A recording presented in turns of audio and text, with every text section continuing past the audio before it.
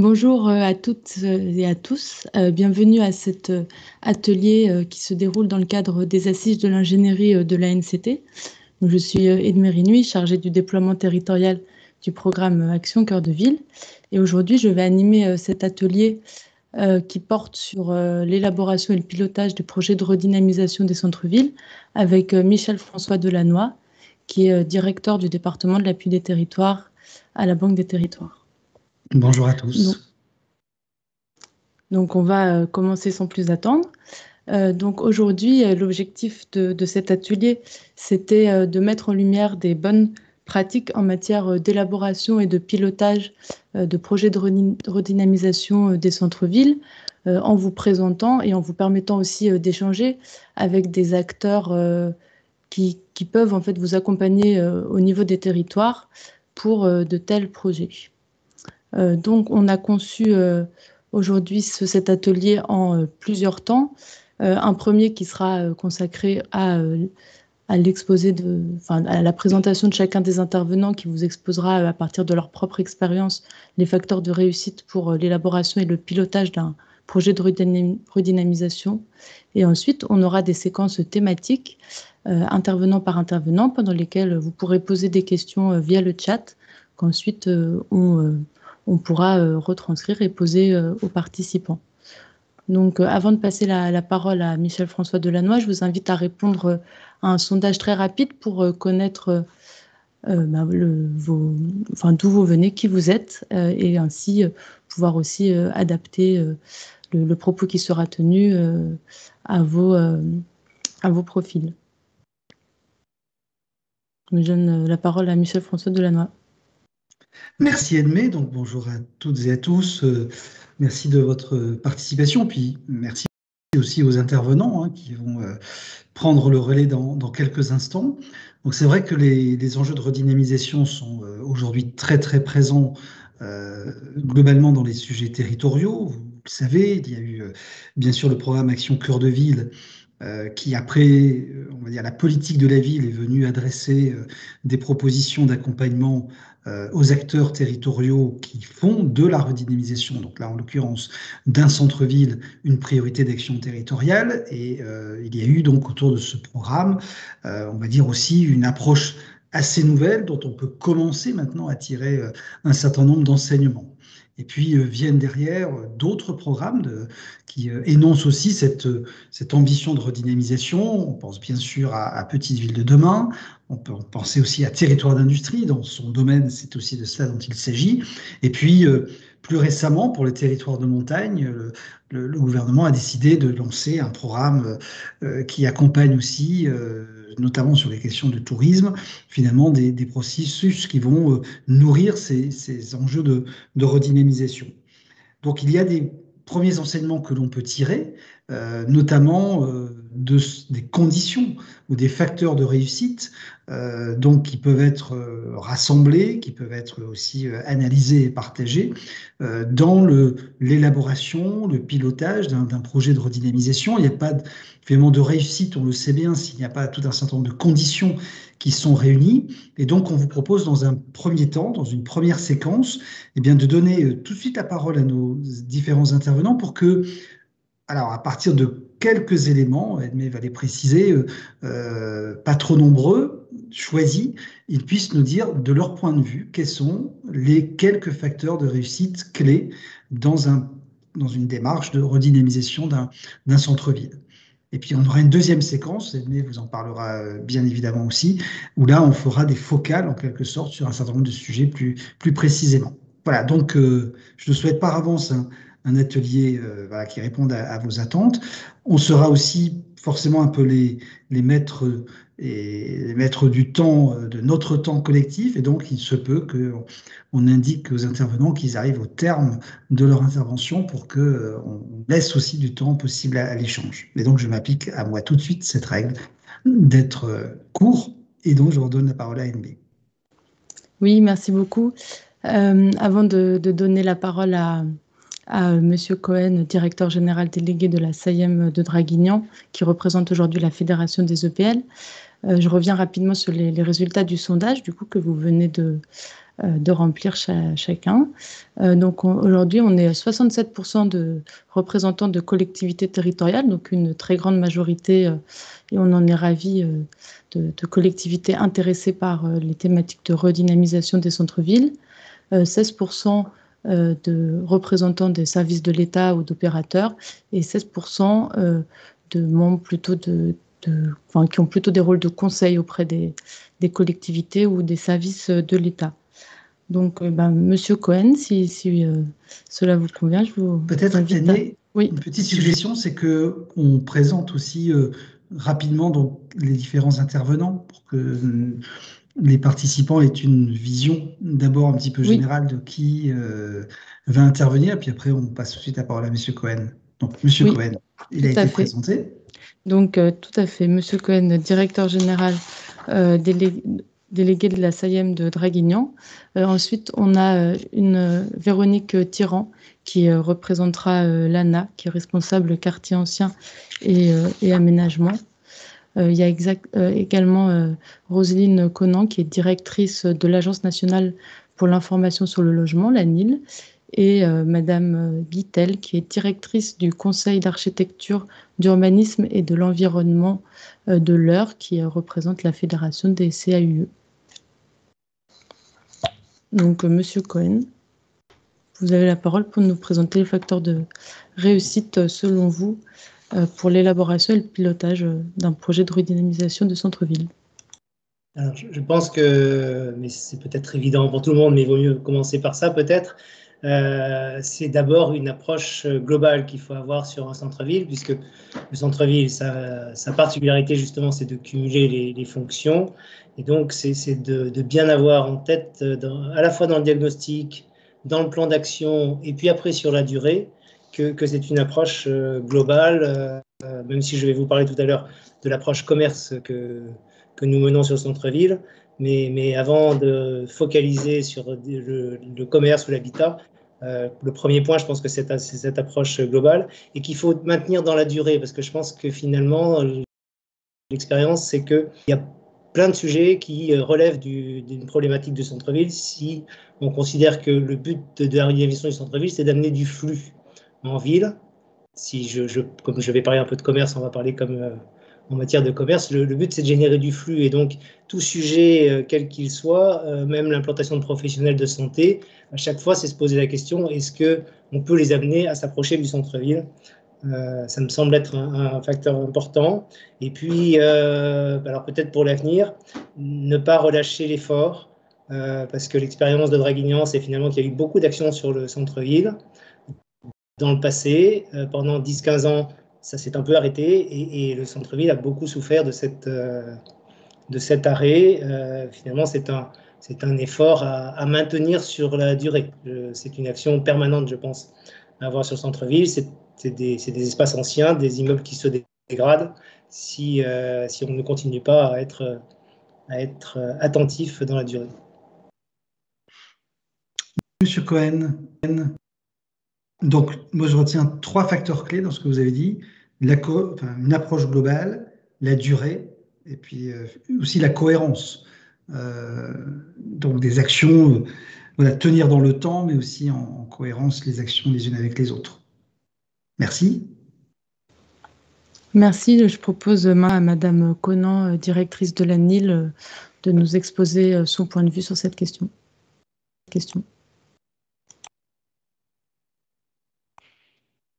Bonjour à toutes et tous. Donc effectivement, peut-être pour compléter les propos qui viennent d'être tenus, une des clés de la réussite qui vise effectivement la redynamisation, on est sur l'amélioration de l'attractivité résidentielle.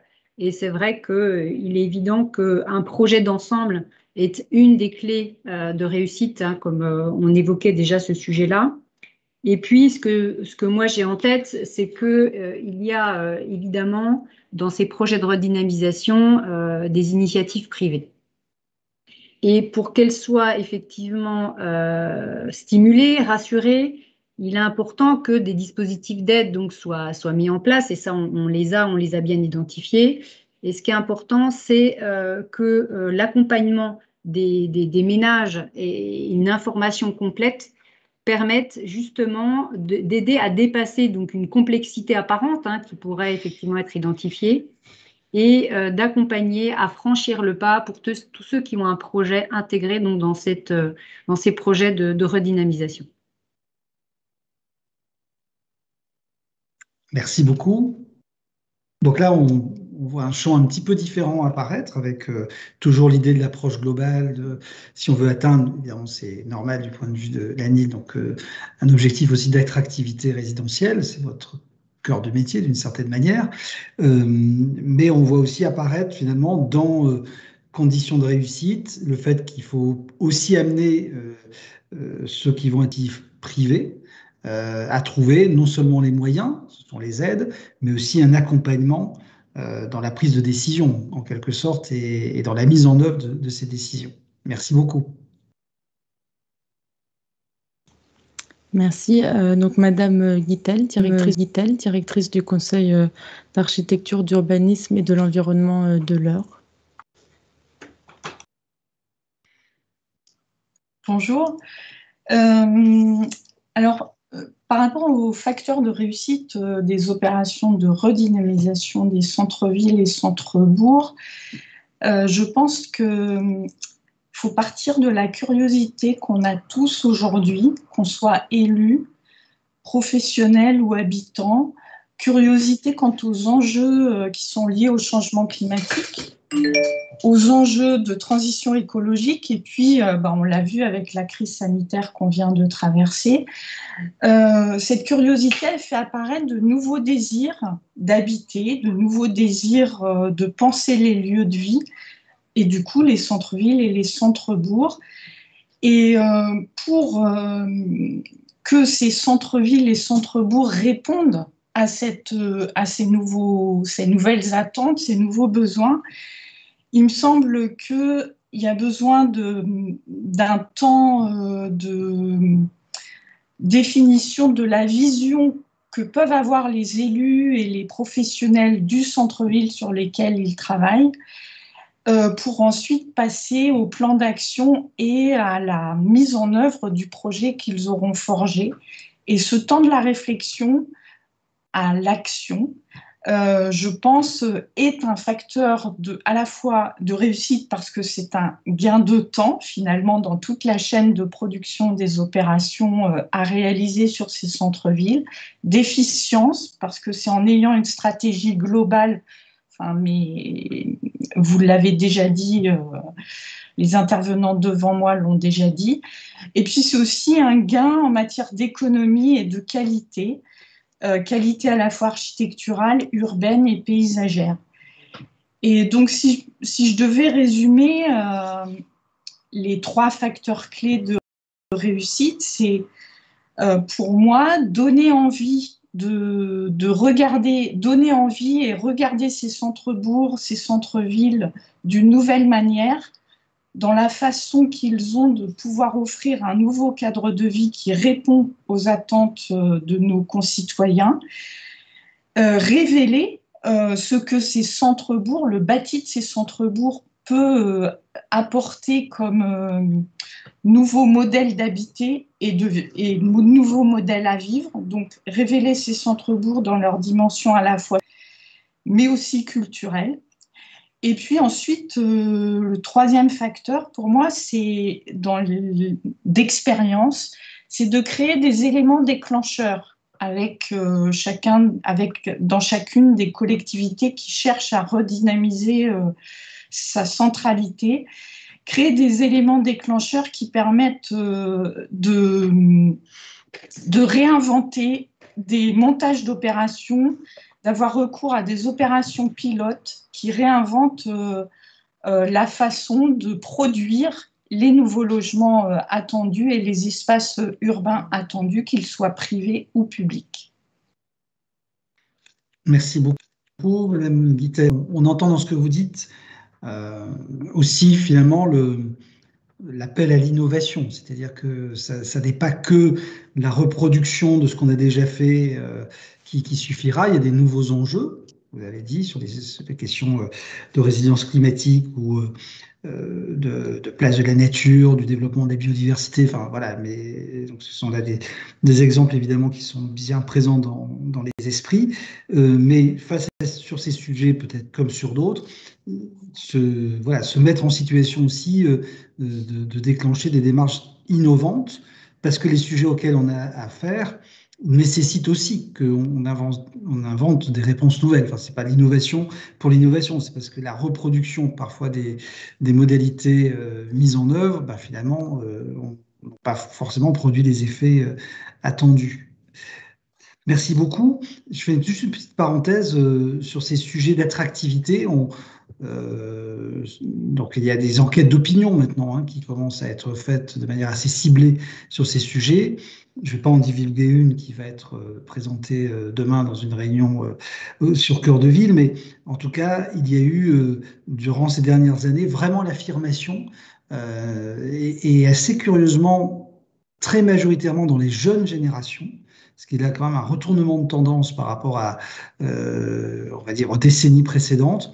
L'affirmation vraiment dans les jeunes générations en particulier d'une volonté, en tout cas de l'expression peut-être d'une volonté ou d'un désir de s'implanter dans les villes moyennes et les villes de plus petite taille. Et les sujets qui sont associés à ce désir, c'est vraiment les sujets dont Mme Guittel vient de parler, c'est-à-dire la proximité de la nature, c'est une certaine idée du bien-être, c'est sans doute une capacité qu'auraient ces territoires à aborder plus facilement aussi les questions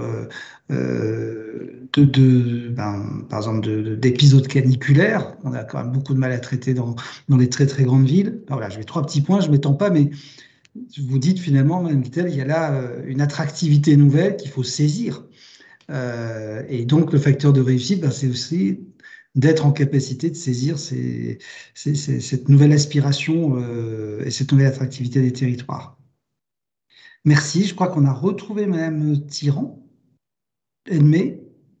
Oui, je crois, Madame Tyran, donc de l'ANA, qui peut. Qui est là. Voilà. Oui, alors vous me laissez finir l'émission après que tout le monde soit passé. Alors je vais aller peut-être rapidement. Moi, ce qui me paraît important dans les centres-villes, c'est qu'ils combinent en fait de plusieurs échelles et plusieurs temporalités, et notamment sont des lieux de destination à l'échelle globale d'un territoire ou d'une ville. Et c'est aussi proximité. Donc les projets de revitalisation combinés ces deux échelles, ça me paraît fondamental avec toutes les articulations que ça peut supposer et parfois les difficultés de conflit d'usage que ça pourrait engendrer. Je pense notamment les notions de stationnement, par exemple. C'est aussi le lieu du patrimoine, d'une certaine manière, où il se reflète le plus dans une commune. Donc le patrimoine à la fois dans ce qu'on connaît, la valeur patrimoniale des bâtiments, mais c'est aussi le bien commun, le bien collectif, les espaces publics, les équipements publics.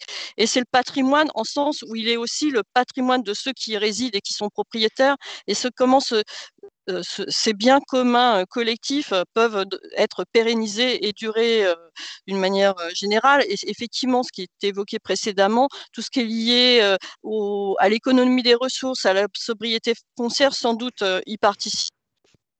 Également un espace aussi d'action plus difficile sans doute en termes opérationnels parce que c'est des lieux de renouvellement urbain où on y habite. Donc ça suppose aussi, et ça on en parlera après, qu'on a des expertises qui sont aussi importantes en matière de mise en œuvre de ces projets. Voilà. Très rapidement, mais 3 thématiques. Merci Véronique. Merci à toutes et à tous pour ces premiers éléments qui sont vraiment intéressants. Donc, ce qu'on a voulu faire maintenant comme deuxième séquence dans cet atelier, c'était vraiment de pouvoir entrer davantage dans les détails pour que chacun, vous puissiez, avec votre expérience, présenter des outils et l'accompagnement que vous pourriez proposer dans le cadre d'un projet de redynamisation des centres-villes.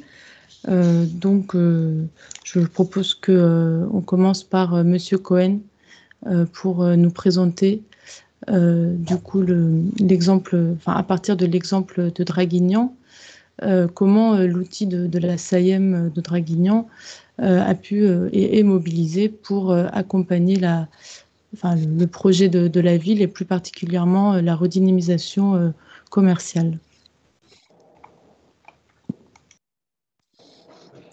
Oui, donc sur Draguignan, si on peut passer directement à l'image suivante. Voilà, donc ainsi que je disais en propos introductif, ça a démarré dès 2016, que 15-16, avec l'installation de la nouvelle équipe municipale, par un diagnostic pluridisciplinaire sur le centre-ville qui a été mené par un groupement d'urbanistes paysagistes, d'un bureau d'études spécialisé habitat, d'un bureau d'études de commerce, qui a vraiment abordé l'ensemble des thématiques du centre-ville, la redynamisation commerciale dont je vais parler plus tard, mais aussi l'amélioration de l'habitat, la qualité des aménagements publics, la mise en valeur patrimoniale, culturelle et touristique avec un musée qui est en cours de travaux en plein centre-ville, la valorisation des mobilités douces avec la mise en place d'une navette, une petite navette électrique dans le centre-ville, la tranquillité publique parce que nos centres anciens connaissent aussi des difficultés et pour faire venir des habitants dans le centre-ville et donner envie de venir habiter, il faut aussi offrir une certaine tranquillité de vie, et puis le développement des animations.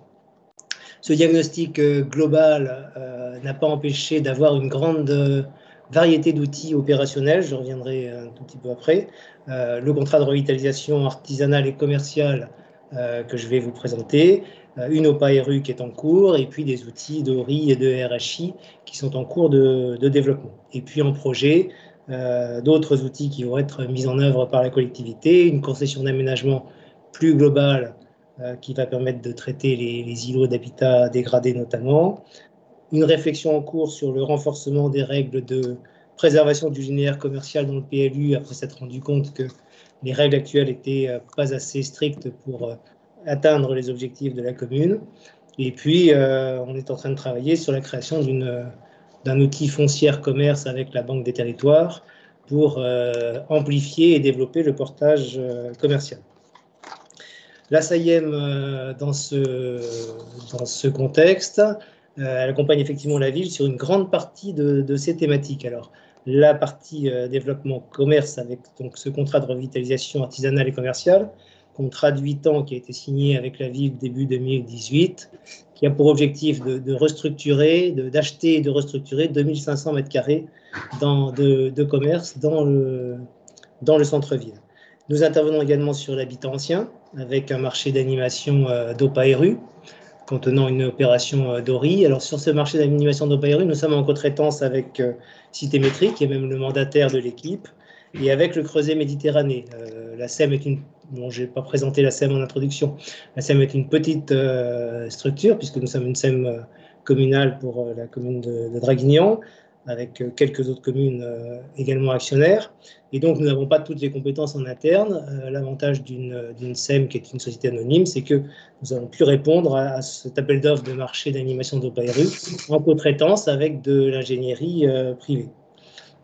Sur l'habitat dégradé, avec une première opération de RHI sur laquelle nous sommes là aussi en co-traitance avec le Creuset Méditerranée, qui est un bureau d'études assez spécialisé dans ce domaine des ORI et des RHI, et puis également des opérations d'aménagement d'espaces publics que nous avons pu réaliser en mandat de la collectivité, comme le petit parking en plein centre-ville que vous avez sur votre gauche. Et puis, comme la SAIEM a la double compétence à la fois de SEM d'aménagement et de SEM de construction et de construction de logements locatifs sociaux, puisque nous sommes une SEM agréée, nous développons également une offre de logement avec des opérations propres d'acquisition et amélioration de la SAIEM qui sont parfois couplées avec le CRAC ou le contrat commercial, parfois découplé du contrat de revitalisation artisanale et commerciale. Donc c'est une action multiple sur laquelle on a également des partenariats autres, et notamment un partenariat fort avec le PF-PACA qui porte également un certain nombre d'acquisitions dans le centre ancien et avec lequel nous travaillons en étroite partenariat sur la maîtrise du foncier dans le centre-ville sur les secteurs qui ont été jugés prioritaires.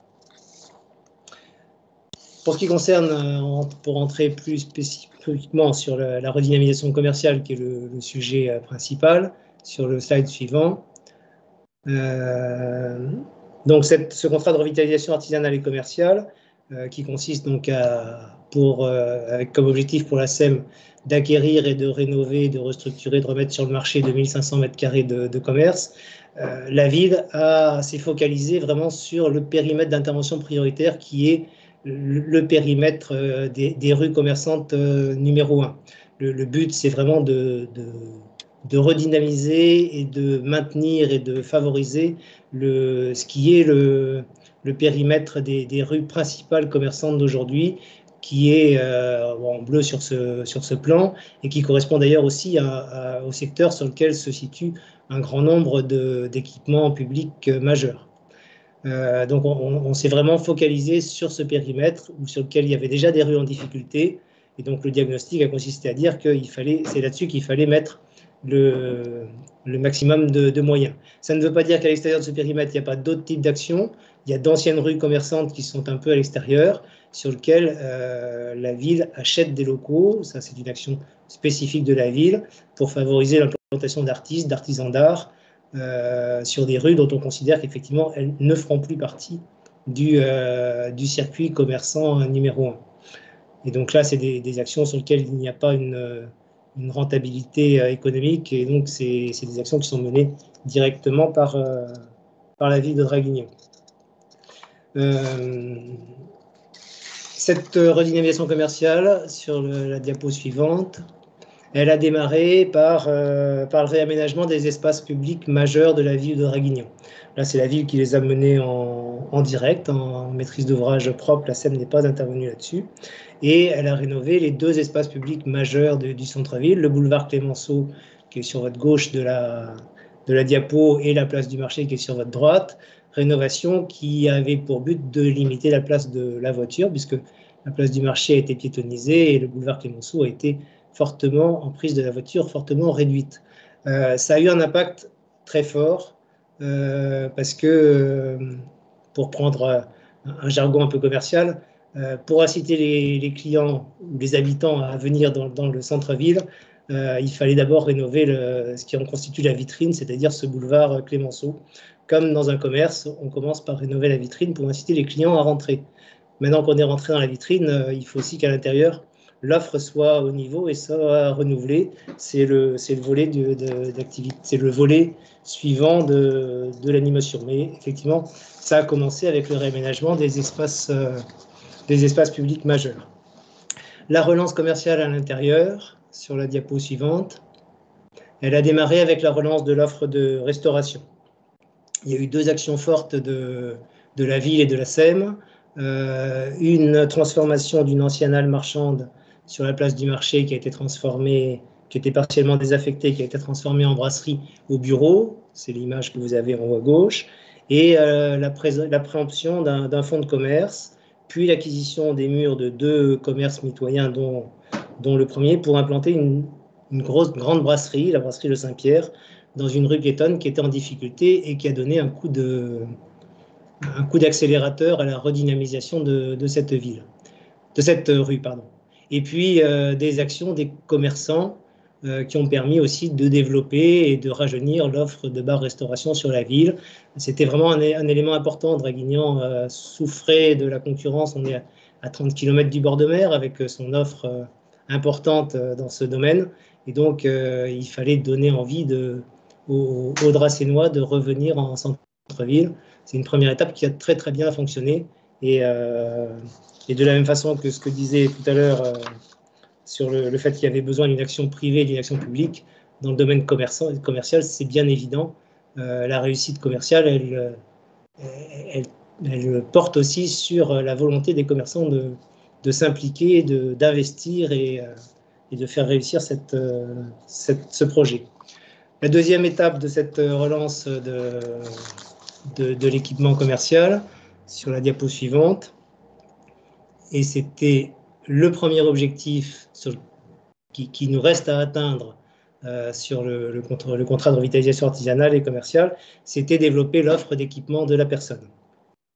Il y a un gros déficit, et en particulier un gros déficit d'enseignes commerciales, ce qui avait été identifié dans le diagnostic, et c'est la première volonté de ce contrat de revitalisation, c'est de pouvoir restructurer des locaux commerciaux pour offrir des cellules d'au moins 100-150 mètres carrés visant à intéresser les enseignes nationales. Alors, on a démarré en 2018, le temps de mettre en place et de faire les premières acquisitions, on a démarré en 2019, dans une période où les enseignes de l'équipement de la personne sont elles-mêmes en grande réflexion sur leur avenir.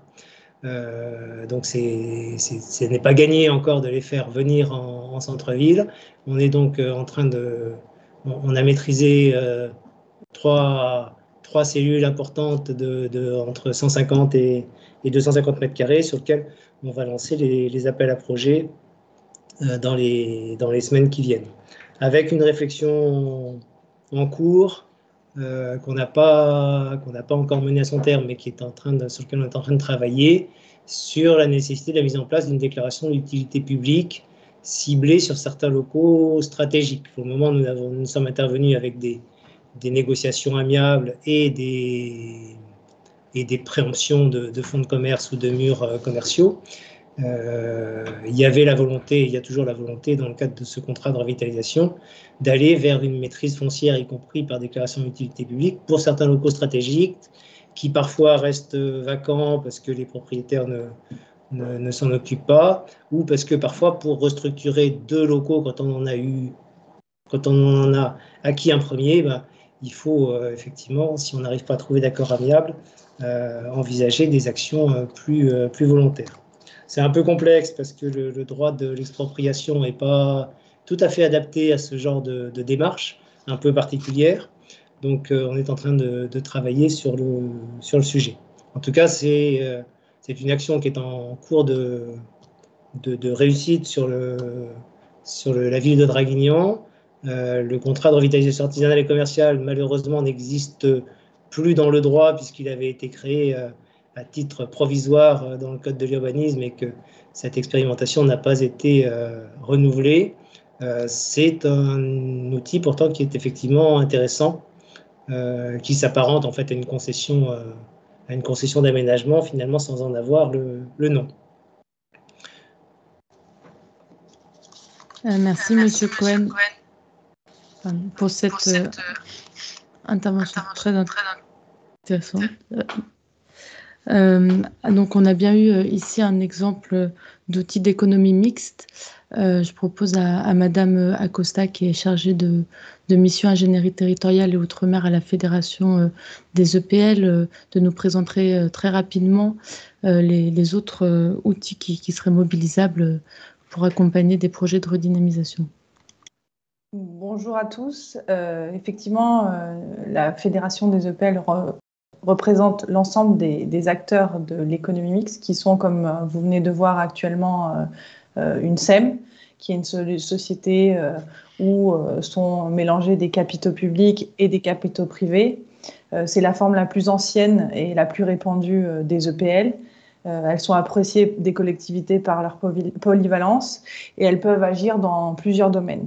Il y a aussi les SPL, qui sont des sociétés 100% avec des capitaux publics qui sont détenus au moins par 2 collectivités locales et elles permettent aux élus de piloter des missions d'intérêt général dans des conditions optimales et de rapidité et de contrôle et sécurité juridique. Et il existe aussi, les dernières qui existent, c'est les CEMOP. C'est une coopération publique-privée, là, à usage unique, où les capitaux des collectivités sont détenus entre 15 et 66%. Et la particularité, c'est que la collectivité sélectionne ses actionnaires opérateurs, il crée un contrat pour une mission. Les CEMOP, c'était des sociétés d'entreprise pour des missions. Il y a un appel public unique où on sélectionne cet actionnaire privé. Et derrière, suite à la fin de cette mission ou de ce contrat, cette entreprise est dissoute et tous les biens ou les capitaux sont de nouveau détenus par la collectivité. Aujourd'hui, il y a à peu près un peu plus de 1300 EPL en France et qui représentent un peu plus de 40 secteurs d'activité différentes. On va bien évidemment, comme on a vu là, avec une SEM dans le secteur de l'aménagement, mais il y a aussi beaucoup d'entreprises de SPL dans tout le secteur du tourisme, culture, loisirs, dans les transports, dans tout ce qui est aussi environnement, gestion des déchets, et dans aussi des sociétés de services à la personne, telles que la gestion des crèches ou de la petite enfance, à des sociétés de restauration collective à peu près.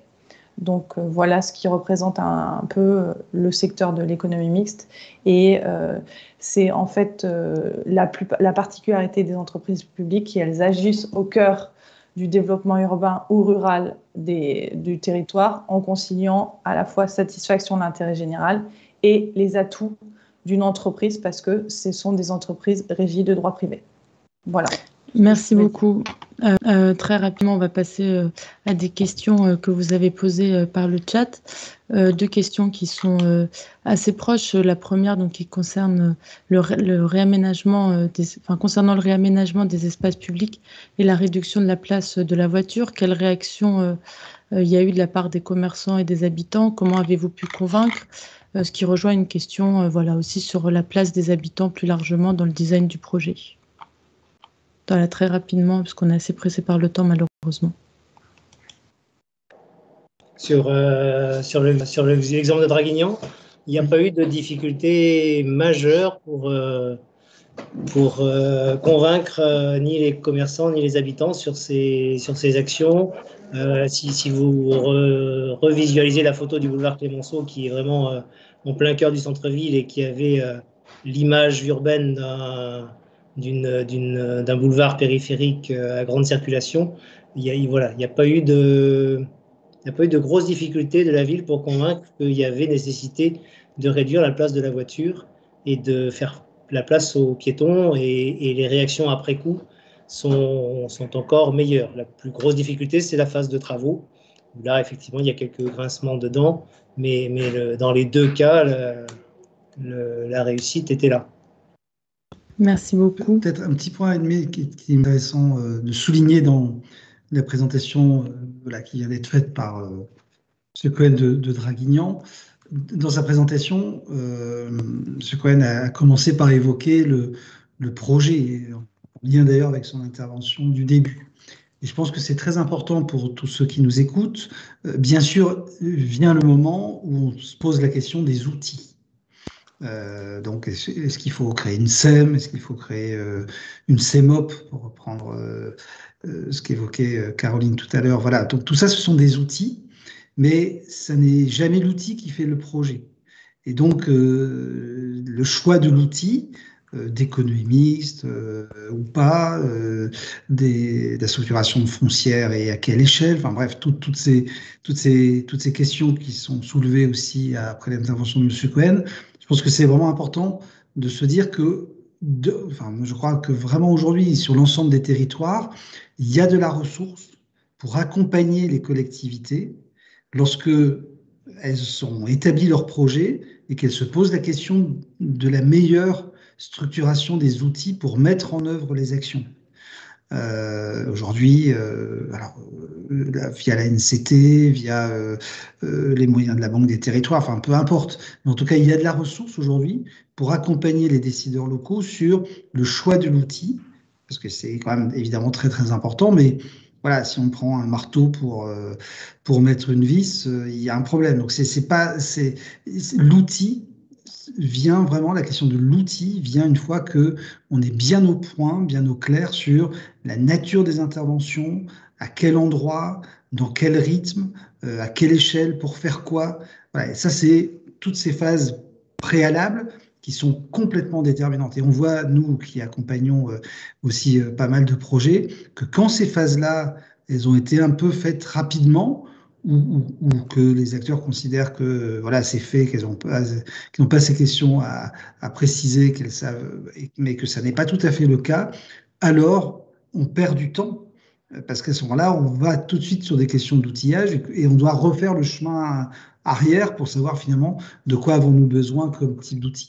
Voilà, je ne veux pas être plus long, mais ça me paraît être dans les enseignements, dans les facteurs de réussite, voilà, puisqu'on commence maintenant à accumuler pas mal d'expériences en matière de redynamisation. C'est presque un peu banal, hein, je le sais bien ce que je dis là, mais c'est vraiment fondamental. Et donc aujourd'hui, il faut se dire qu'il y a toute la ressource pour vous accompagner dès lors que le projet est bien établi, que le plan d'action est bien précis, pour ensuite avoir le débat et faire le choix du meilleur outil possible, une concession d'aménagement, un mandat à confier à un aménageur, une société, une nouvelle société d'économie mixte, etc. Enfin voilà, toutes ces questions, évidemment, elles sont importantes, elles sont déterminantes dans le passage à la transformation, mais elles viennent une fois qu'on est bien au point sur ce qu'on veut faire.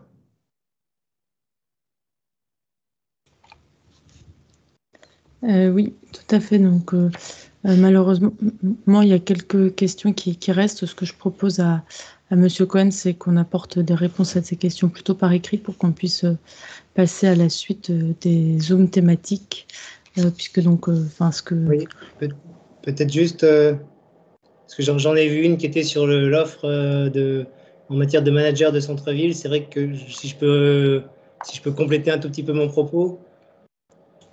Oui, très rapidement.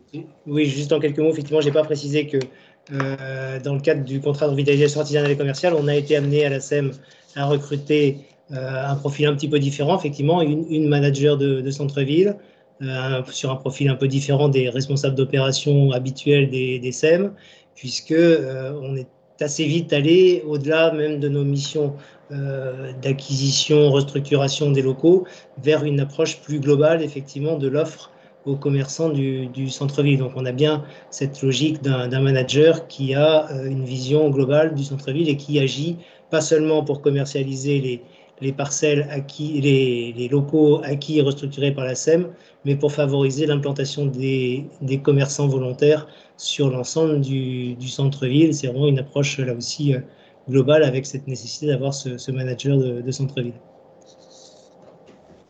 Merci beaucoup. Donc, je vais donner la parole à Madame Tirant de l'ANA. On a malheureusement dû couper sa caméra parce qu'il y avait des petits problèmes de connexion. Donc, normalement, comme ça, on devrait bien l'entendre. Donc, pour une présentation du volet, des dispositifs mobilisables pour un volet habitat, traitement de l'habitat dégradé dans les projets de redynamisation des centres-villes.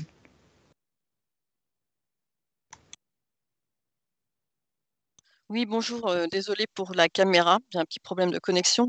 En fait, l'ANA, par rapport au profil, en fait, c'est emparé du sujet avec la NCT, avec la Banque des Territoires, parce que c'est un sujet extrêmement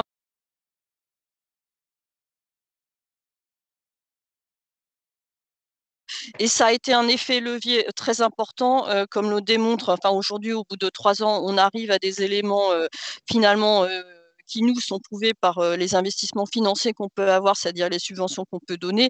On arrive à ce jour à presque 400 millions de subventions dans le cadre d'Action Cœur de Ville sur l'intervention sur l'habitat dans les cœurs de ville, sachant que parmi ces 400 millions, on est à 300 millions de travaux, mais quand même 78 millions d'ingénierie.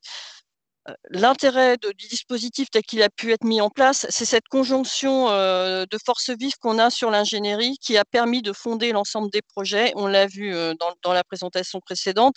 C'est cette conjonction et cette consolidation qu'on a au stade de la formalisation des projets sur plusieurs thématiques. Et quand on envisage aujourd'hui l'habitat, pour nous, c'est pas uniquement l'entrée habitat. Effectivement, on a des thématiques qui sont nos thématiques cœur de métier, c'est-à-dire que c'est à la fois le renouvellement urbain, c'est la lutte contre l'habitat indigne, et puis c'est le traitement des immeubles et des îlots dégradés et des...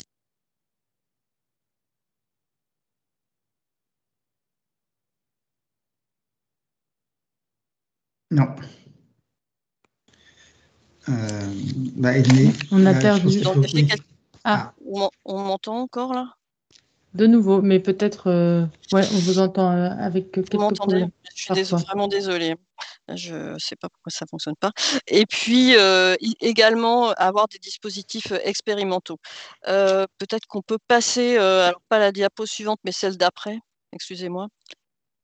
Voilà. Alors, ça veut dire qu'en régime d'aide ciblée, alors je reviendrai sur la fin sur les aides aux collectivités. C'est à la fois nos aides principales, évidemment, elles sont tournées vers les propriétaires, qu'ils soient occupants, qu'ils soient bailleurs, avec notamment ce que vous connaissez tous en ce moment, c'est toute l'intervention sur la rénovation énergétique avec MaPrimeRénov', qui est en ce moment le feu de notre action. Il y a également l'aide, ce que je disais tout à l'heure, c'est l'aide aux porteurs de projets et en particulier sur les opérateurs immobiliers avec des dispositifs nouveaux que sont la vente d'immeubles à rénover et des dispositifs d'intervention immobilière et foncière qui sont des financements à hauteur de 25% qui commencent à être des leviers dans des secteurs où on a des enjeux patrimoniaux ou une difficulté à réintervenir sur des immeubles où les travaux sont importants en raison de l'état de dégradation. Et puis, je reviens sur le premier socle, qui est l'aide aux collectivités, en fait. Et pour revenir à la thématique d'aujourd'hui, en fait, c'est toute l'aide qu'on a sur l'ingénierie qui va du territoire à l'îlot, c'est-à-dire qu'en fait, on chaîne l'ensemble des aides, je dirais, sur la phase d'études préalables, c'est-à-dire les premiers diagnostics, à la mise en place des stratégies.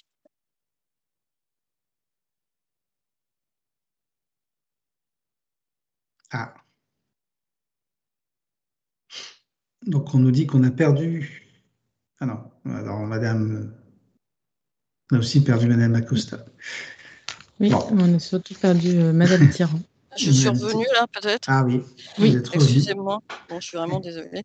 Alors, je reviens donc sur ces aides en ingénierie. En fait, en général, le taux d'aide qu'on a sur l'ingénierie est de 50%, avec des plafonds qui varient en fonction des étapes sur lesquelles on intervient. Par exemple, sur les OPA, on a un plafond sur un montant de 200 000 euros. Sur les études préalables, on est sur 100 000 euros. On a également des subventions, et on le verra tout à l'heure, sur la conduite d'opérations de RHI, des études de calibrage et d'études de faisabilité, sachant que c'est des études beaucoup plus complexes sur lesquelles on apporte des taux de subvention plus importants. Je pense qu'on peut aller sur la slide suivante. Alors, on l'a dit tout à l'heure, mais ce qui est aussi important pour nous dans la manière aussi on envisage maintenant les interventions sur l'habitat, et puis c'est ce qui était dit en introduction, c'est qu'on est dans une logique systémique et que intervenir sur l'habitat et a fortiori l'habitat ancien et dans les cœurs de ville, c'est-à-dire avec une certaine manière une concurrence qu'on peut avoir sur l'habitat pavillonnaire qui apporte des aménités sans doute en tout cas supérieures à ce qu'on pourrait trouver dans l'ancien, c'est de pouvoir agir sur un certain nombre de leviers qui vont être les conditions favorables au redéploiement en fait d'une offre.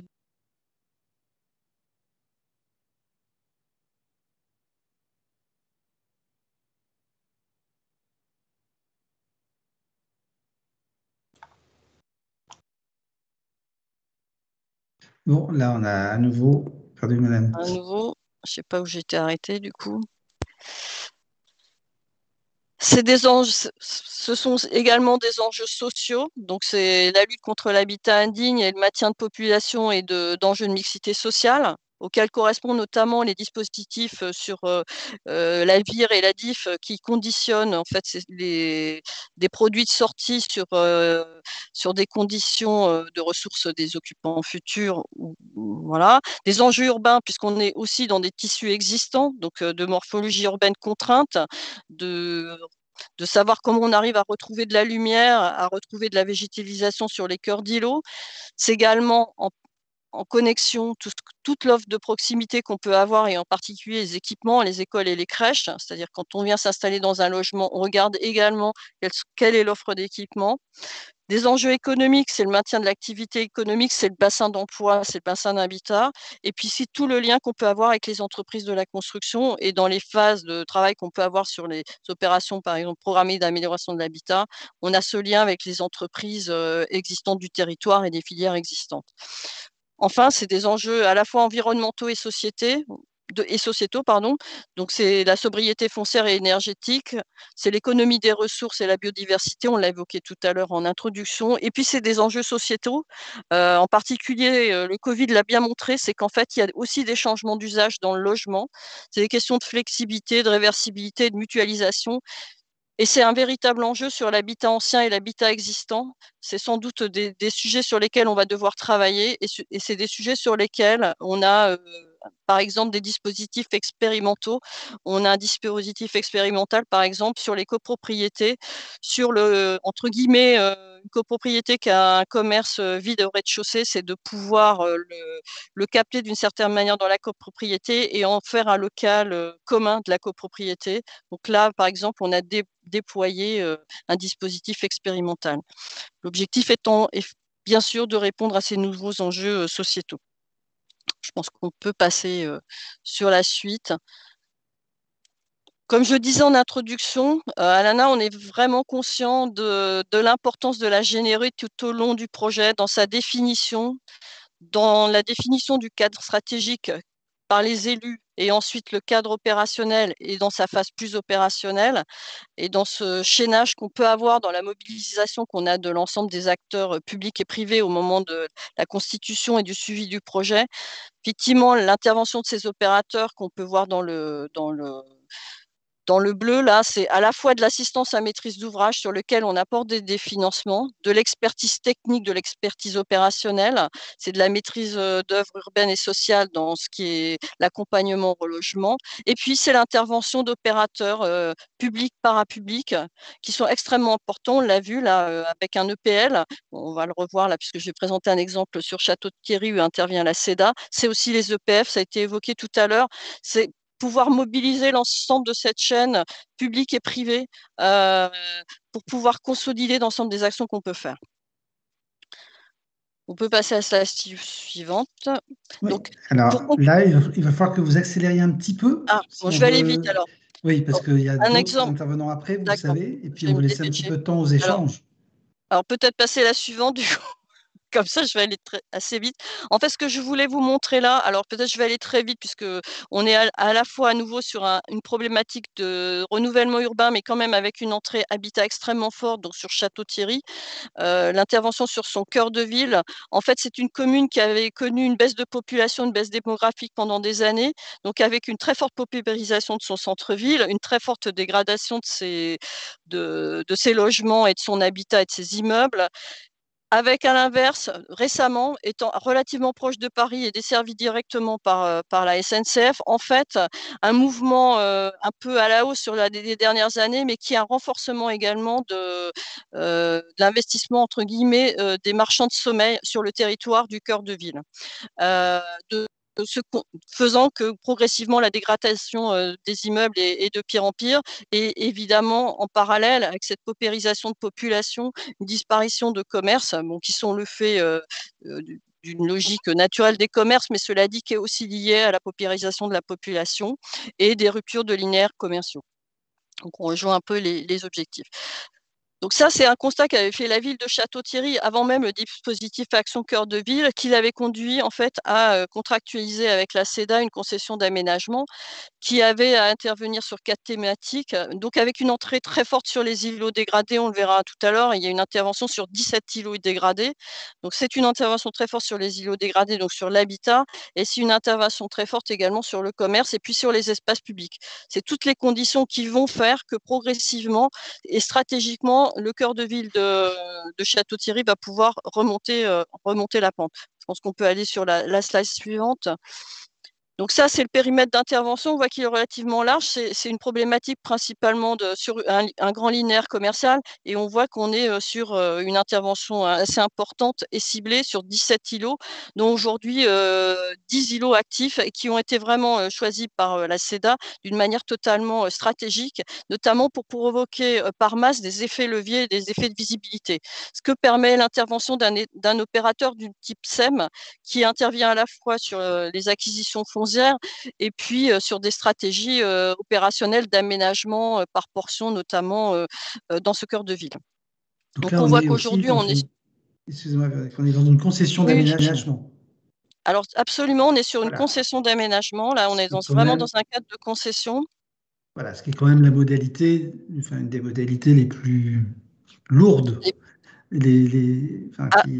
Oui, c'est à la fois les plus lourdes en termes, on va dire, contractuels et de passation de la concession. C'est-à-dire qu'au moment où la CEDA passait son contrat, elle avait défini un périmètre d'intervention, un programme et un bilan. Ce qui est aussi une action très globale, puisqu'on voit que le périmètre est extrêmement important et qu'il englobe un certain nombre d'îlots. Donc cette concession préexistait avant l'arrivée de Cœur de Ville, mais ce qui a fait renforcer malgré tout le dispositif d'action Cœur de Ville. Et ce qui est intéressant, c'est aussi la puissance de frappe, entre guillemets, de ce que peut être un EPL, à la fois dans toutes les actions foncières, quand on a 17 îlots à réhabiliter, ça suppose derrière une forte ingénierie, une forte mobilisation et aussi un travail de coordination extrêmement important sur ce qui peut passer sur les espaces publics, ce qui se passe également sur le commerce et tout le travail de négociation avec l'ensemble des propriétaires. Ce qui est important aussi par rapport à peut-être, c'est aussi le travail extrêmement serré qu'il y a entre la chef de projet Action Cœur de Ville et la chef de projet de la CEDA sur ce projet. C'est-à-dire qu'il y a vraiment un lien entre ce qui sont les décisions politiques et stratégiques et ensuite le travail opérationnel que fait la SEM. Je pense entre une complexité que peut être des îlots, on verra après, Erachi, Tirori, que nous, l'ANA, on peut financer. Je pense qu'effectivement, avoir un opérateur unique qui intervient et qui a une vision globale sur un temps relativement resserré, c'est-à-dire une concession sur 10 ans pour pouvoir rénover 17 îlots, c'est extrêmement court finalement. Ça veut dire aussi donc qu'il y a une force de frappe importante. Ça veut dire aussi qu'il y a un financement d'ingénierie qui a été pris en compte et porté par la collectivité. Véronique, là, il faut que vous concluiez parce que alors on va conclure peut-être. Alors juste simplement, on va avancer simplement pour dire par rapport à l'ingénierie qu'on peut avoir sur ce type de sujet. Donc nous, on a participé financièrement, il y a une OPA aux études d'OPA et au suivi d'animation de l'OPA, et on participe également financièrement en fait à l'accompagnement de ce sont les îlots en Erachi Tirori. Donc c'est toutes les actions sur tous les îlots qui sont en arrêté de péril, sur lesquels il y a des actions lourdes, sur lesquelles nous finançons un déficit d'opération, mais aussi une ingénierie. Voilà. Véronique, juste, je ne suis pas sûr que tous les participants soient familiers de Tirori, Erachi sans doute plus. Tirori, vous pouvez redire bien de quoi il s'agit? Alors, en fait, la résorption. Alors, vous avez quand vous êtes sous des procédures dites d'habitat indigne, c'est-à-dire vous avez deux hypothèses. Soit l'immeuble est réputé irrémédiablement habitable ou potentiellement encore habitable. Donc, soit vous activez un dispositif quand vous êtes en irrémédiabilité qui s'appelle la résorption d'habitat irrémédiable, le ARHI, ou bien la tyrolique qu'on démolit. Voilà. Et qu'on peut potentiellement reconstruire. Voilà. Et donc, l'ANA finance à hauteur de 70% d'un déficit d'opération qui va de l'acquisition jusqu'au produit de sortie, qui est considéré comme une recette. Ou alors, sinon, on est plutôt dans du recyclage de l'habitat ancien, c'est-à-dire dans la réhabilitation. Et là, on est sur le dispositif Tirori sur lequel on a un financement sur le déficit à hauteur de 40%. Voilà. Merci. Edmé, est-ce qu'il y a des questions qui remontent et qu'on peut peut-être... sur lesquelles on peut solliciter peut-être des précisions auprès de Véronique, plutôt amener les précisions à travers les échanges? Oui, tout à fait. Pouvez-vous nous préciser si la prime de réduction de loyer peut être attribuée à des bailleurs commerciaux? Pardon.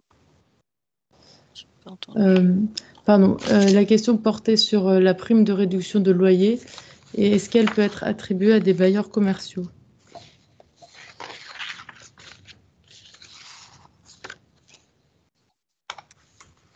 Véronique, vous avez entendu?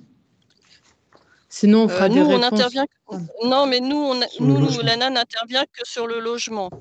Voilà, donc c'est la réponse. Donc c'est une réponse claire. Par contre, que la collectivité, alors je réponds à la place de la CEDA ou de la collectivité de Château-Thierry, ils ont eu des actions sur les loyers des commerces, mais c'est indépendant des actions de l'ANA et du financement qu'on peut avoir. D'accord, merci. Mais il n'y avait pas d'autres questions spécifiquement pour l'instant, donc ce que je vous propose, je propose aux participants, s'ils ont d'autres questions, de les poser par écrit. On pourra apporter des réponses également par écrit. Pour qu'on peut peut-être dire, Edmé, c'est que la concession d'aménagement, je disais tout à l'heure, c'est effectivement, c'est pas la Rolls-Royce, mais enfin, c'est quand même une des procédures les plus puissantes finalement, adossée, comme le disait Véronique, sur un projet relativement précis. Enfin, c'est ce qu'on a indiqué tout à l'heure. Je le dis de mémoire parce que je crois que dans l'ensemble des 230 villes cœur de ville, il doit y avoir une trentaine de concessions d'aménagement. voilà, donc ça reste quand même aujourd'hui des modalités voilà, qui sont les plus puissantes, je crois qu'on peut le dire, hein, mais qui aujourd'hui ne sont pas encore les plus répandues. Vous êtes d'accord, Véronique? Oui, oui, je suis tout à fait d'accord. Et puis effectivement, c'est un coût pour la collectivité. Je sais plus, je crois que c'est une rémunération, enfin, il y a une rémunération de l'aménageur, mais qui peut se retrouver sur la durée. Par contre, ce que je voulais dire en complément quand même, c'est que l'aménageur a fait appel à un bureau d'études spécialisé purement privé pour conduire les opérations de RHI Tirori. Parce que c'est pour le coup, c'est vraiment une expertise extrêmement particulière. Et c'est ce que je voulais montrer aussi là, c'est qu'effectivement, on voit qu'on arrive à coupler des ingénieries publiques et des ingénieries privées qui sont extrêmement efficaces. Et l'ANA participe au financement de ces ingénieries. Merci. Voilà. Oui, merci beaucoup. Donc, on va passer à la séquence suivante avec Madame Conan, directrice générale de l'ANIL, qui va nous présenter comment les ADIL peuvent accompagner les accédants et les investisseurs dans leurs projets d'acquisition-rénovation. Merci beaucoup. Oui, en effet, l'ANA parlait de logement. Je vais continuer donc sur ce même sujet et vous présenter l'ingénierie, donc l'accompagnement qui peut être apporté par les agences départementales d'information sur le logement. En qualité de tête de réseau de ces agences, l'objectif, effectivement, c'est de porter à votre connaissance ces différentes missions donc, de nos agences qui s'adressent aux particuliers, mais également à leurs partenaires, hein, qui peuvent être les collectivités locales, puisque ces agences départementales sont financées notamment par l'ensemble des acteurs du territoire. Et c'est vrai que l'ingénierie, elle vise à accompagner donc ces accédants à la propriété et les investisseurs qui se lanceraient dans un projet d'acquisition-amélioration, justement dans ces secteurs de redynamisation. Alors, peut-être vous en dire plus sur les ADIL. Je vais vous donner quelques éléments sur leur métier, peut-être sur le slide suivant. Vous allez avoir une cartographie de ces agences. Donc, évidemment, une ADIL et les ADIL en général ont vraiment une mission d'information et de conseil sur le logement, c'est-à-dire sur toutes les questions logement. Et c'est une mission qui est assez vaste parce que on le mesure bien, sur des opérations de redynamisation, on pourra avoir des questions juridiques, notamment sur des autorisations d'urbanisme. On pourra avoir des questions fiscales pour un investisseur qui décide effectivement d'acheter un bien et de le mettre en location. On aura potentiellement des questions de copropriété, des questions de financement sur la coordination, l'articulation des différents prêts qui sont mobilisables et notamment des aides des collectivités locales, parce que nous recensons les aides des collectivités locales, les aides aux travaux, donc qui vont au-delà des aides à la réno, ce sont aussi les aides qui sont liées à l'adaptation du logement. Et donc ces agences qui sont présentes dans 85 départements. Sur les départements non couverts, une structure voisine est chargée de répondre à l'ensemble des questions. C'est un maillage territorial fort, puisqu'il y a 120 centres d'information, mais plus de 1200 lieux d'accueil qui permettent d'avoir une information vraiment au plus près des territoires. 12 ADIL portaient un espace faire, donc aujourd'hui il y en a un petit peu plus, mais c'était les anciens espaces info-énergie. Alors, cette information, ce conseil, cet accompagnement qui est apporté aux particuliers, pour vous donner une idée de l'activité, donc il y a 700 collaborateurs dans le réseau, dont plus de 450 juristes.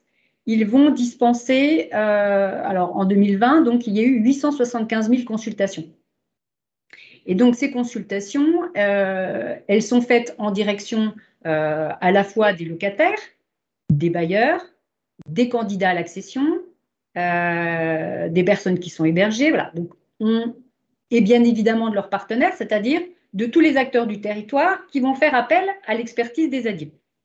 Donc notre cœur de métier, on a un peu moins de 50% de notre activité qui est dédiée au rapport locatif. Mais on a plus de 20% qui est lié à la rénovation et aux travaux. Donc là, tout de suite, on identifie bien le lien avec cette redynamisation qui passe par des questions plus globalement sur comment je vais construire mon... Et puis, on nous sommes sollicités, bien évidemment, sur la copropriété, sur l'accession à la propriété.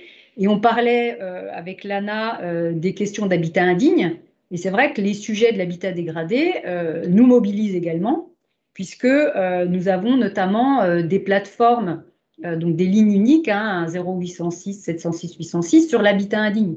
C'est-à-dire qu'un particulier, un professionnel qui souhaite connaître la réglementation applicable, qui souhaite être accompagné dans la qualification d'un désordre, peut composer ce numéro. Il sera routé vers l'agence départementale la plus proche de son département et il lui répondra. Donc, ce sont des experts, ce sont des juristes qui sont là pour vous répondre.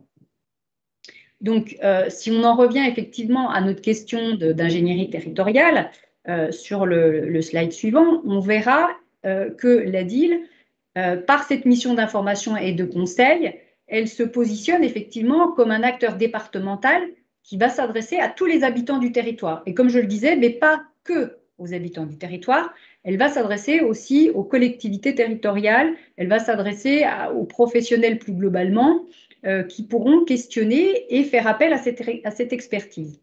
Donc bien évidemment, l'ADIL, elle va être le relais entre le particulier, qui peut être un des acteurs clés des centres-villes qui vont réinvestir, et puis la mise en œuvre des dispositifs qui vont inciter à cette reconquête.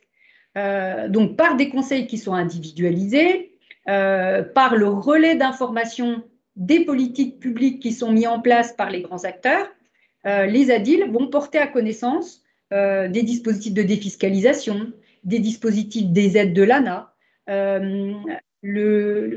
mobilisation du parc vacant, la lutte contre l'habitat indigne, la rénovation des copropriétés. Donc, toutes les informations aujourd'hui sur MaPrimeRénov', sur la coordination avec les aides d'action logement, voilà, l'ensemble de ces enjeux sont donc maîtrisés par ces conseillers qui vont être à l'écoute du questionnement donc, de ces ménages et vont accompagner donc les porteurs de projets, hein, qu'ils soient accédants à la propriété ou investisseurs, vont pouvoir les informer, les conseiller et surtout l'objectif, c'est veiller à la sécurisation des projets, quels qu'ils soient, justement par cet apport en ingénierie juridique, financière et fiscale.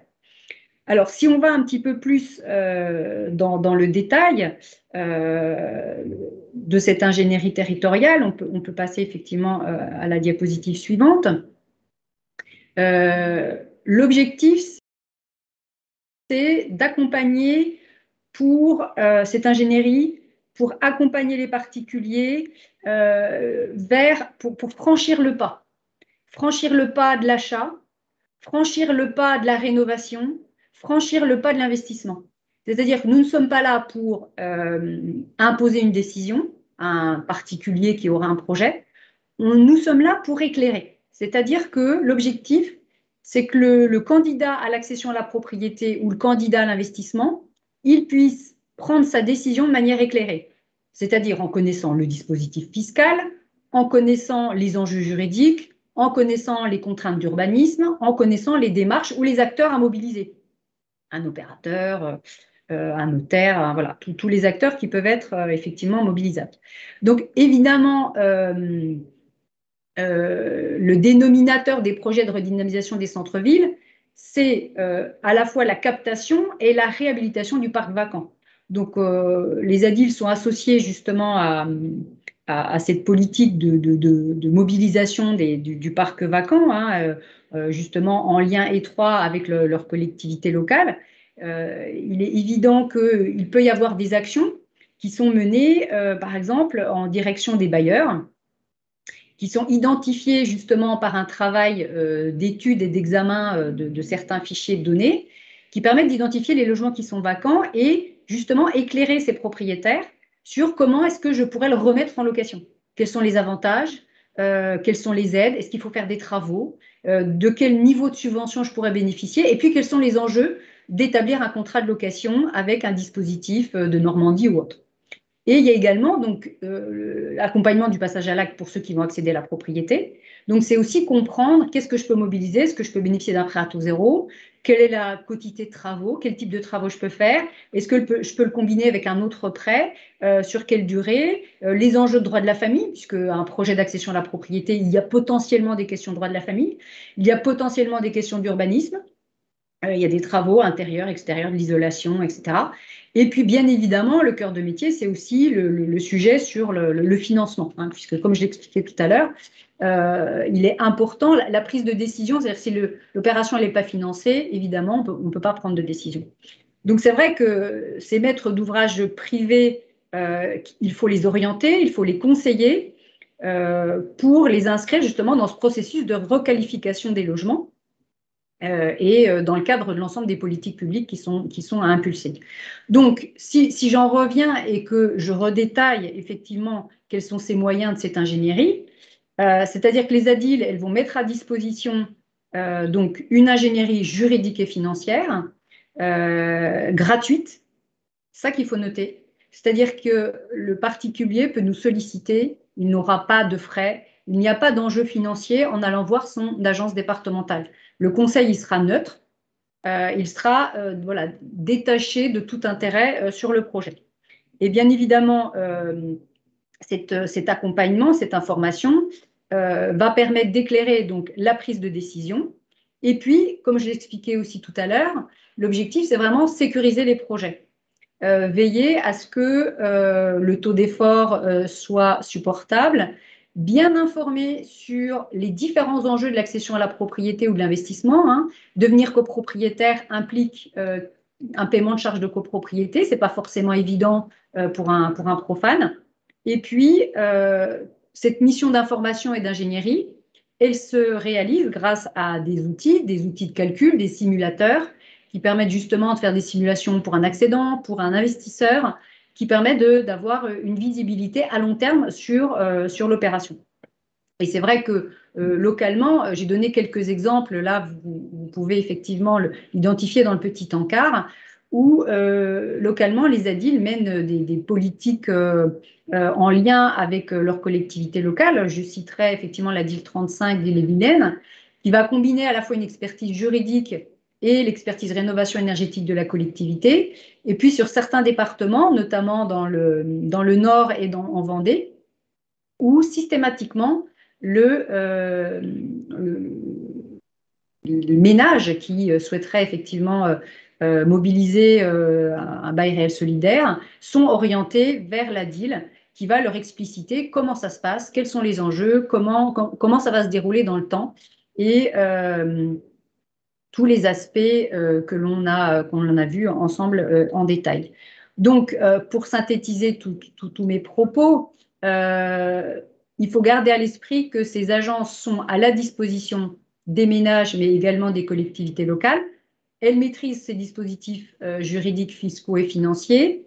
Et puis, elles ont des outils pour faire des simulations de calcul, mais elles sont aussi là pour observer les pratiques et les marchés. C'est-à-dire que la DIL peut être aussi un interlocuteur pour mesurer quel est l'impact de certaines politiques. C'est-à-dire qu'elles vont pouvoir, par les ménages qu'elles vont recevoir, identifier des points de blocage, identifier des secteurs problématiques, le repérage de l'habitat dégradé.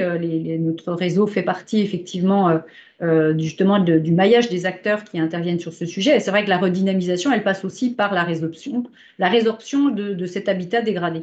Donc, comme je le disais, donc, une expertise, je dirais, sous plusieurs formes, avec des outils, et puis des outils de simulation, mais aussi des outils de didactique, avec des documents grand public qui vont expliciter les acteurs de la copropriété, qui vont expliciter les étapes de l'accession à la propriété, qui vont expliciter les dispositifs fiscaux et les aides en direction des bailleurs qui souhaiteraient mettre en location justement un logement, et notamment certaines primes de l'ANA. Quel est l'intérêt de mettre en location un logement vacant? Voilà, vous avez différentes primes qui sont distribuées et qui vont permettre de construire une opération d'autant plus, je dirais, viable par la multiplicité et l'articulation de ces différentes aides. Merci beaucoup. Une demande de précision qui est remontée par le chat. C'est une demande de précision. Est-ce que l'appui que vous avez présenté pourrait aussi bénéficier à une commune qui ferait l'acquisition d'une maison destinée à devenir un lieu d'accueil avec par exemple un kiné, coiffeur? Est-ce que dans ce cas-là, la collectivité pourrait aussi être accompagnée sur l'achat de la maison? Alors, notre champ reste logement. D'accord. Dans ce cas précis, je dirais non. Très bien. Pour l'ANA, c'est la même chose. Pour l'ANA, c'est la même chose. Voilà, je dis la même chose. Mais c'est vrai que sur la création de logements communaux, la réhabilitation de logements et le sujet du logement communal, sa mise à disposition pour l'habitation, on peut accompagner, on peut informer les collectivités locales sur ce sujet-là, mais uniquement lorsqu'il y a du logement. Pour cette réponse très claire, dans tous les cas, il y a les ADIL peuvent, je pense, aussi intervenir en relais sur vos questions. Comme il n'y avait pas d'autres questions et que l'heure tourne, je propose de donner la parole à notre dernière intervenante, donc Madame Guittel de la CAU, du CAUE, pardon, de l'heure. Oui, ce sont les CAUE et un conseil en architecture, urbanisme et environnement. Merci. Je vais vous parler de la démarche avec lesquelles les CAUE et le CAUE de l'Eure en particulier accompagnent les collectivités dans leurs projets de redynamisation de centre-ville. Je vais partir de l'angle plutôt habitat. À partir des expériences que nous avons auprès des centres-bourgs de notre département et de la préparation, à partir de l'expérience que nous avons, nous sommes en train de préparer le lancement d'un appel à projet pour justement innover et développer de nouvelles manières de monter des opérations dans les centres-bourgs, notamment dans les centres-bourgs qui sont dans des marchés immobiliers peu porteurs et sur lesquels il est difficile de faire venir des investisseurs aujourd'hui. Je vais faire aussi un petit retour, avant d'aborder cette question, je vais faire un petit retour sur ce que sont les CAUE et comment ils peuvent intervenir auprès des collectivités rapidement. Donc, il y a 93 CAUE en France, quasiment un par département. Et nous sommes des organismes investis d'une mission d'intérêt général. Et notre objet, c'est de promouvoir la qualité de l'architecture, de l'urbanisme et de l'environnement dans tous les projets des collectivités. On est un conseil, on donne un conseil indépendant et du fait de notre implantation dans les 93 départements, nous avons un ancrage très territorial et donc une connaissance du terrain très fine de par l'action de conseil que mènent nos équipes d'architectes, d'urbanistes, d'environnementalistes et de paysagistes.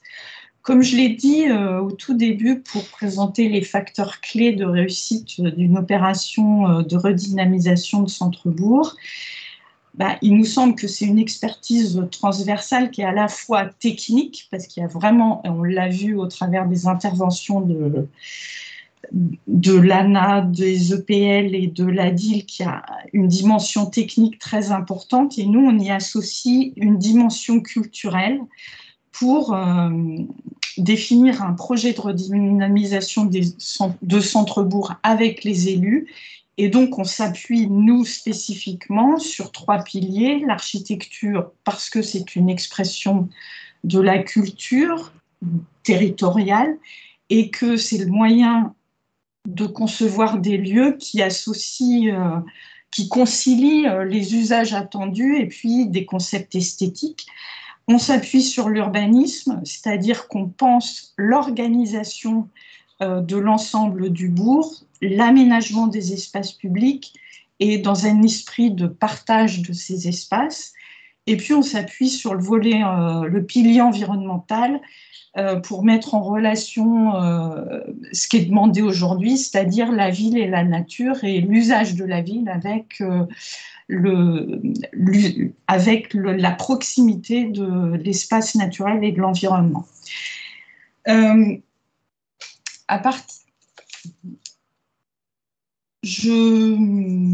Donc notre démarche, pour revenir sur un focus, alors peut-être on peut passer la diapo d'après, s'il vous plaît, merci. Pour nous, le cadre de vie aujourd'hui, et on le constate dans nos petits bourgs, donc nos petits bourgs dans le département de l'Eure, sont des bourgs de 1000, 1500, 2000 habitants, et c'est parfois aussi des petits bourgs de moins de 1000 habitants. Ce qu'on constate, c'est qu'aujourd'hui, vraiment, c'est le cadre de vie qui devient le moteur de l'attractivité résidentielle, c'est-à-dire que les gens de Paris, de Rouen et du Havre, ils viennent habiter dans l'Eure, ils viennent acheter des logements ou des immeubles dans les centres-bourgs de l'Eure pour la proximité de l'espace naturel, pour l'accès aux services et équipements sans prendre la voiture, et puis pour avoir un environnement à la fois architectural et immobilier de qualité.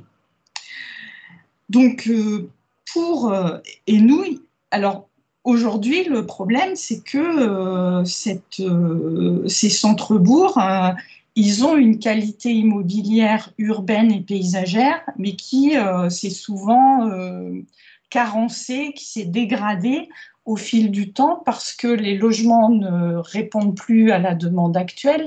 Le bâti est obsolète du fait de l'isolation thermique déficiente, de la distribution des pièces qui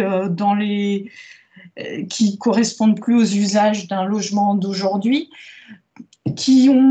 parce que aussi les espaces extérieurs n'ont pas été pensés pour la vie contemporaine. On n'a pas de terrasse, on n'a pas de petite cour, on n'a pas de local vélo, on n'a pas de local pour les poubelles, par exemple. Et donc, il faut vraiment aller à la conquête, pour nous, des qualités architecturales et urbaines de ces centres-bourgs pour utiliser et transformer le bâti qui est déjà là pour répondre à la demande des usagers ou des gens qui vont venir, qui cherchent à venir habiter là et qui sont en demande. L'autre aspect à regarder, et là la personne de l'ANA l'a très bien présenté, c'est qu'il ne faut pas s'attacher à la parcelle toute seule, il faut bien réfléchir à l'îlot, parce qu'on est dans un parcellaire qui est extrêmement enchevêtré, des formes tortueuses, des propriétés qui ont été greffées au fil des ans de servitude, des annexes qui se sont ajoutées au bâti au fil des ans, là encore. Et donc, on a des annexes, des extensions qui font que le bâti est complètement imbriqué et perd de sa qualité. Donc, il faut vraiment faire un effort d'imagination pour que ces centres-bourgs qui aujourd'hui sont délaissés révèlent toute leur capacité à pouvoir accueillir de nouveaux habitants et que les propriétaires, les investisseurs imaginent que ce bâti puisse être transformé pour réintégrer le marché. Donc, ce qu'on constate, c'est que les clés de réussite d'une opération de redynamisation de centre-bourg, c'est qu'il faut, pour donner envie de venir habiter ces centres-bourgs, il faut donner à voir comment ils peuvent être transformés. Et pour donner à voir comment ils peuvent être transformés, il faut vraiment une ingénierie, enfin, il faut donner à voir comment, aux propriétaires, aux investisseurs, aux habitants, comment ces logements aujourd'hui imbriqués, enchevêtrés, peuvent se transformer et répondre aux attentes contemporaines. Pour ça, et ça a été dit précédemment, mais du coup je le répète, il faut croiser une ingénierie qui soit à la fois une ingénierie de conception pour montrer comment on recombine des logements et comment on recombine des logements à l'échelle d'un îlot. On peut passer la diapo d'après, s'il vous plaît. Il faut qu'on ait donc une ingénierie qui permette à l'échelle d'un îlot et non pas de la parcelle, de voir comment on peut recombiner les logements sur plusieurs parcelles pour offrir des volumes et des distributions plus actuelles. Il faut une ingénierie de conception aussi pour parfois déconstruire. Je reviendrai sur le schéma qui est à l'écran. Pour déconstruire, pour lever les servitudes et finalement faire un remembrement urbain à l'échelle d'un îlot de plusieurs îlots dans les centres-bourgs pour arriver à, j'utilise souvent cette expression, faire le ménage dans le bâti. Faire le ménage, ça ne veut pas dire tout raser et reconstruire loin de là, puisque la qualité de ces logements, elle est dans leur architecture, dans le patrimoine et aussi dans la complexité de cette urbanité, dans la complexité de cet enchevêtrement qui en fait une qualité, mais en même temps qu'il faut adapter aujourd'hui aux usages qu'on nous demande d'offrir pour les habitants qui viennent investir dans ces centres-bourgs. Sabine, là, oui. Il va falloir arriver à la présentation. Parce qu'on arrive au terme de notre atelier. Je me dépêche. Donc, j'avais choisi de montrer cette illustration qui est finalement qui est le résultat d'une étude menée sur une commune de 2000 habitants et qui montre comment on peut réinvestir un îlot justement en modifiant le parcellaire. Vous avez le parcellaire existant en bas à gauche et puis le parcellaire final en bas à droite.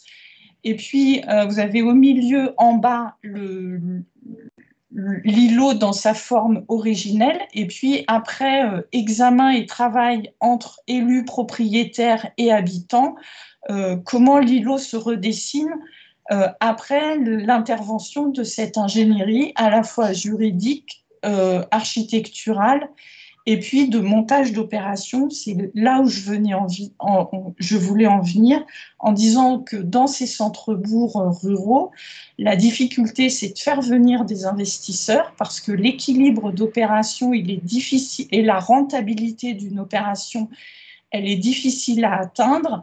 Et elle n'est pas concurrentielle par rapport au modèle de montage d'opérations en habitat pavillonnaire qui reste beaucoup plus facile à réaliser et faite de beaucoup moins d'incertitudes.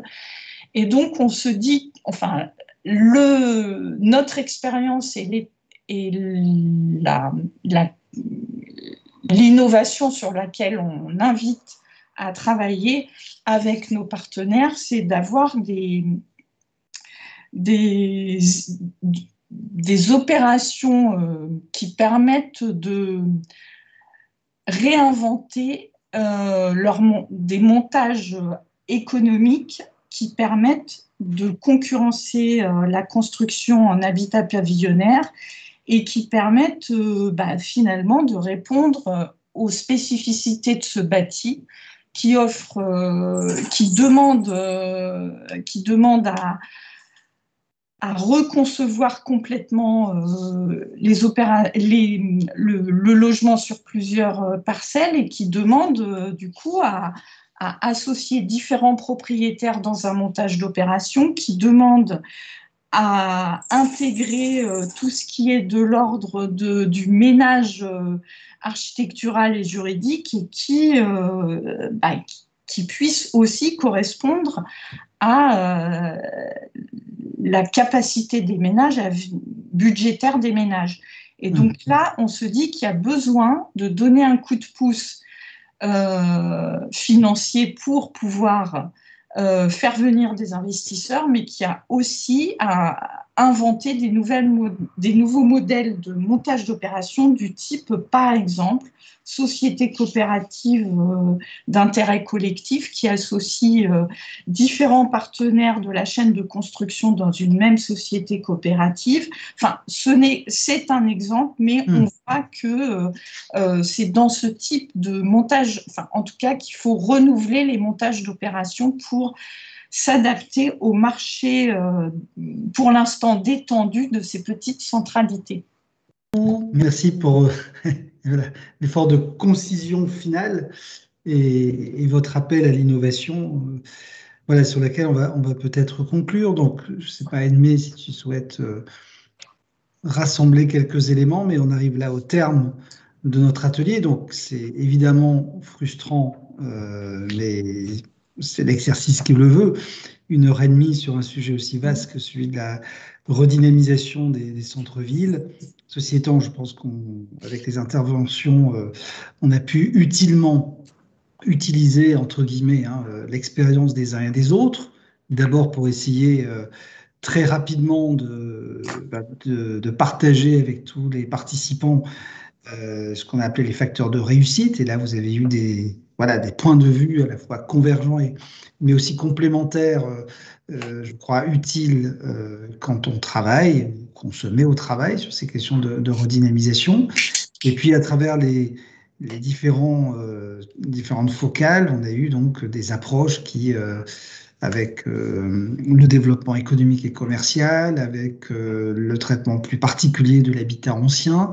Je trouvais aussi très intéressant avec l'ANIL, qu'on ait aussi l'approche qui vise à faire des habitants et finalement d'un certain nombre d'investisseurs individuels ou propriétaires des acteurs aussi de cette redynamisation. C'est un apport tout à fait important et qu'on n'a pas toujours, qu'on ne met pas toujours aussi en avant qu'on l'a eu cet après-midi. Donc ça, je pense que c'était vraiment aussi un apport très utile. Et puis donc avec la Fédération des CIE, voilà, enfin, à la fois pour reposer sur des fondamentaux et puis terminer effectivement sur le constat lucide que pour un certain nombre d'opérations, dans ces environnements très complexes, le modèle économique n'est pas évident et que donc il faut continuer à travailler et je veux dire à nous laisser ensemble travailler aussi, c'est-à-dire nous laisser aussi des latitudes pour trouver des réponses innovantes ou sur des modèles économiques un peu alternatifs finalement, peut-être en attendant que le marché revienne, même si on sait que le marché ne résout pas tout. Voilà, mais en même temps, avec en tête, ce qu'on a aussi évoqué, c'était intéressant de l'avoir aussi en perspective maintenant, que ces territoires, peut-être,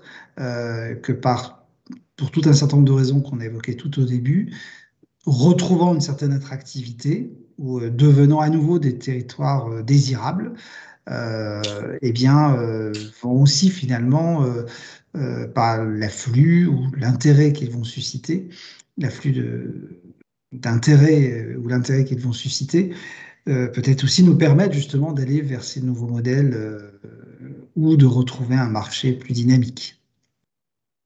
Edmé, je te laisse.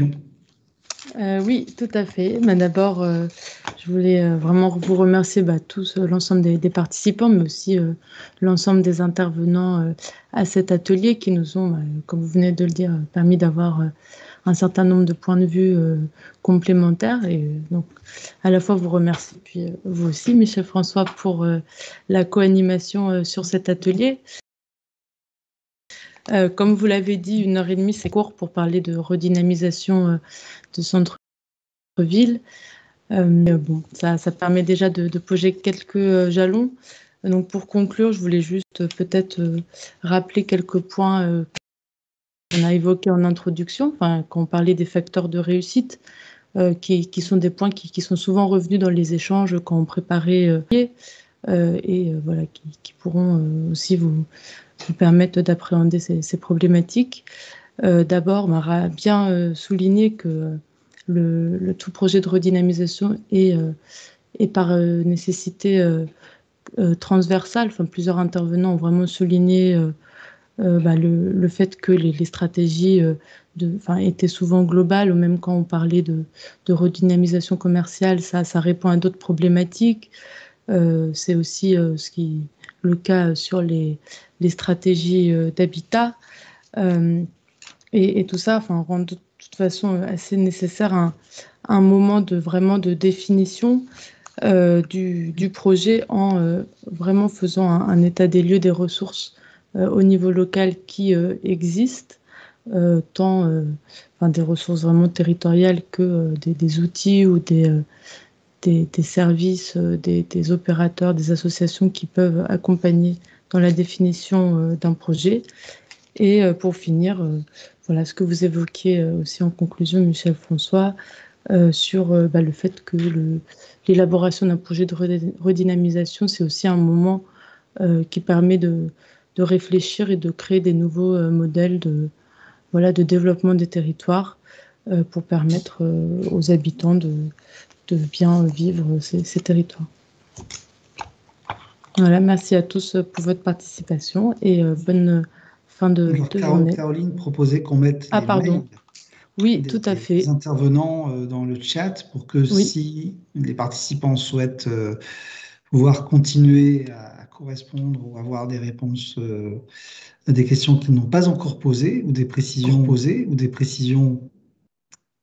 aux questions qu'ils ont posées, de pouvoir le faire en prolongement de cet atelier, de ce temps d'échange. Merci pour cette proposition. Oui, effectivement. L'idée, c'est bien que cet atelier se vive encore. Et il y aura aussi un document de synthèse qui sera produit par l'ANCT sur l'ensemble des ateliers.